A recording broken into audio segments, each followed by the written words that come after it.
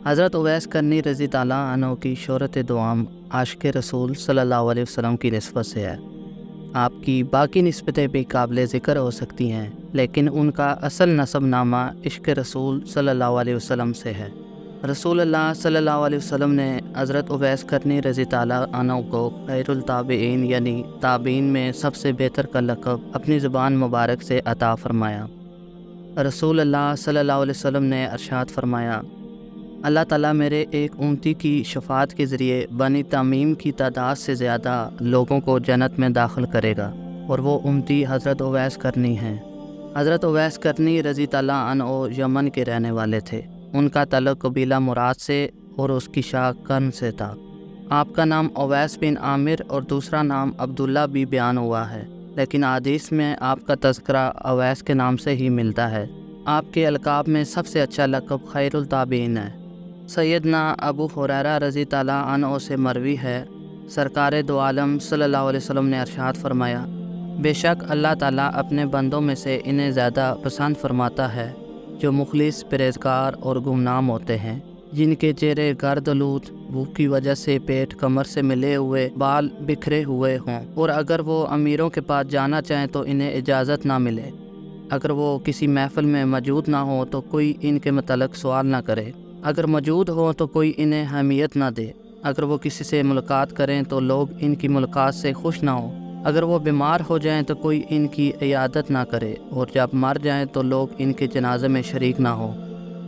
صحابہ کرام رضی تعالیٰ عنہ نے عرض کیا، یا رسول اللہ صلی اللہ علیہ وسلم، ایسے لوگوں سے ہماری ملاقات کیسے ہو سکتی ہے؟ آپ صلی اللہ علیہ وسلم نے ارشاد فرمایا، اویس کرنی انہی لوگوں میں سے ہیں۔ صحابہ کرام رضی تعالیٰ عنہ نے عرض کیا، یا رسول اللہ صلی اللہ علیہ وسلم، اویس کرنی کون ہے؟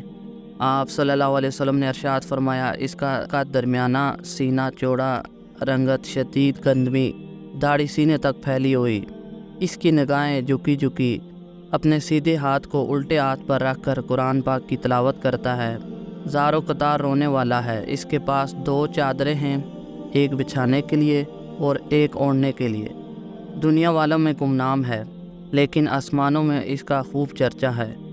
اگر وہ کسی بات پر اللہ پاک کی قسم کھا لے تو اللہ پاک ضرور اس کی قسم کو پورا فرمائے گا۔ اس کے سیدھے کاندھے کے نیچے سفید نشان ہے۔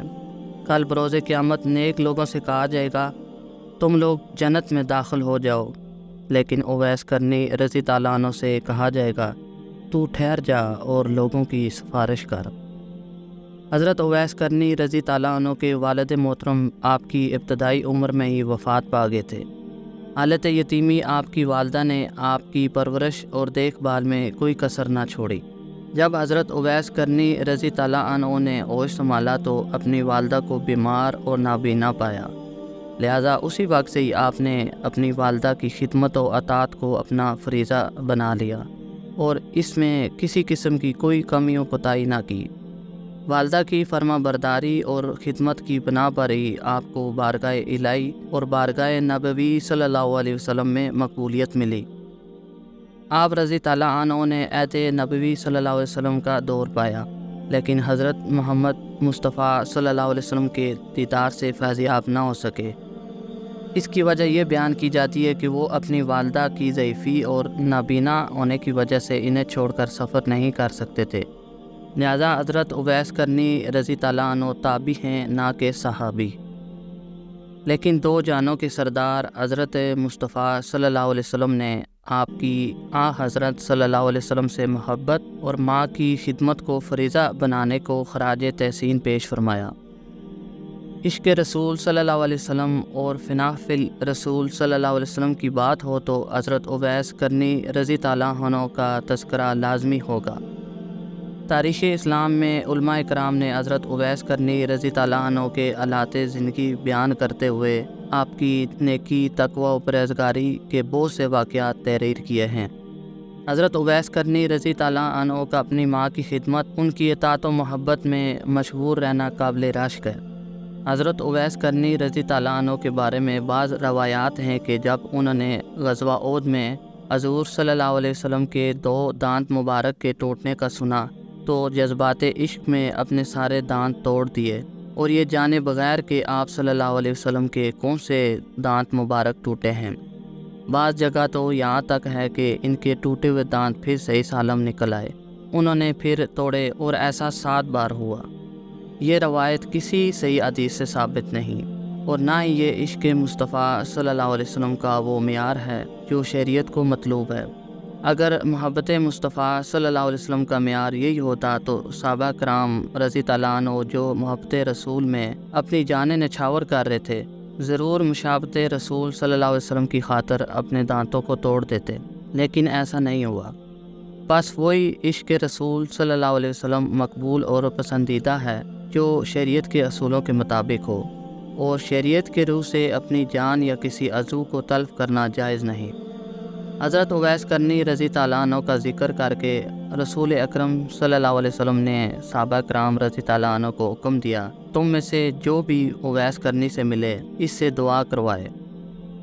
ایک روایت کے مطابق حضرت عمر فاروق رضی اللہ عنہ کو خاص طور پر یہ حکم دیا کہ اے عمر، جب تم اویس قرنی سے ملو تو اسے میرا سلام کہنا، اور کہنا کہ وہ تمہارے لیے دعائے مغفرت کرے، کیونکہ وہ قبیلہ ربیہ اور مضر کے برابر لوگوں کی شفاعت کرے گا۔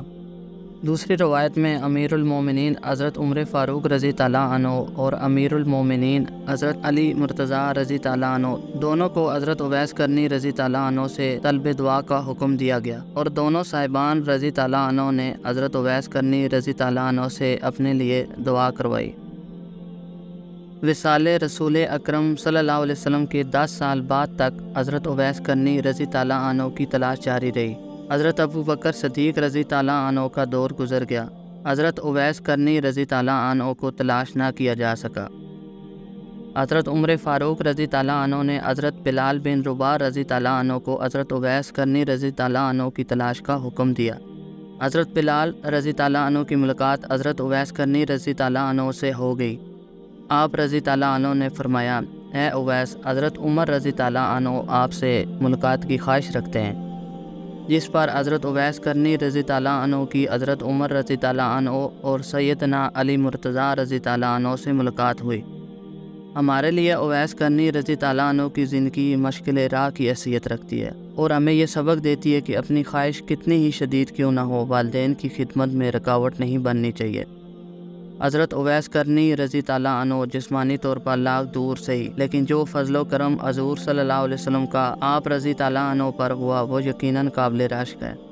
رہتی دنیا تک جب کبھی عشق رسول صلی اللہ علیہ وسلم کا تذکرہ ہوگا وہ آپ کے نام کے تذکرے کے بغیر ادھورا رہے گا۔